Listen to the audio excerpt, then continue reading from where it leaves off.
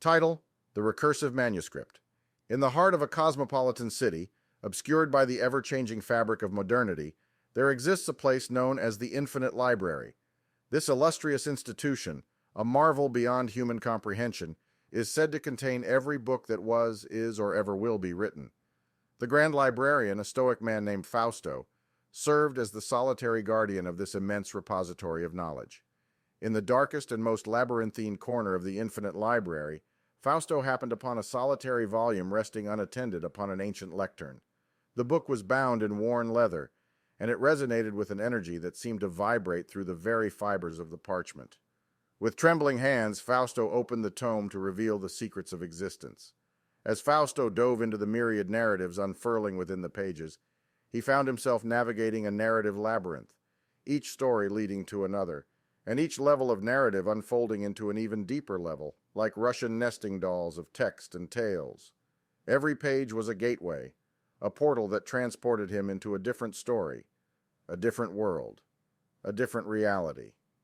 Within the pages, he discovered the story of a Sumerian king who, upon his death, transcended his mortal shell and became a celestial entity.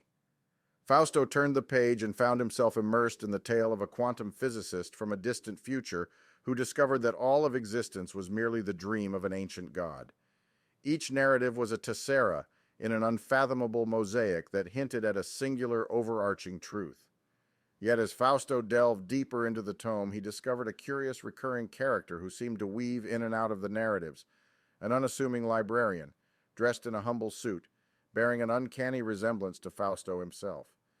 As he read on, he became entwined with the tale of this mirror image, losing himself in the story until the boundary between reader and character blurred to the point of non-existence.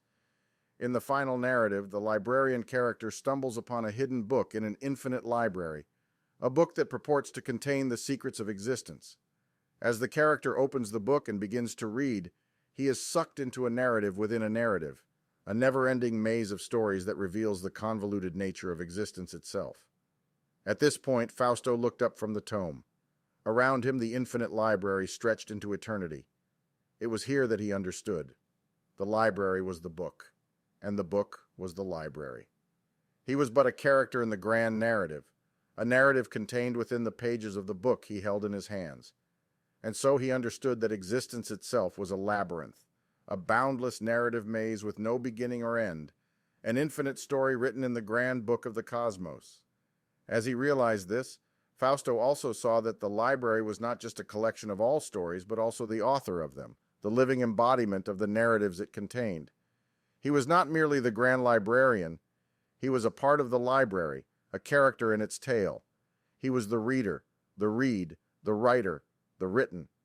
In this infinite labyrinth of narratives, the boundaries between fiction and reality, the reader and the character, the writer and the written, collapsed into a singular cyclical entity, the story of existence itself. And in this moment, he realized, as we all must one day, that he was not finding the story, but the story was finding him.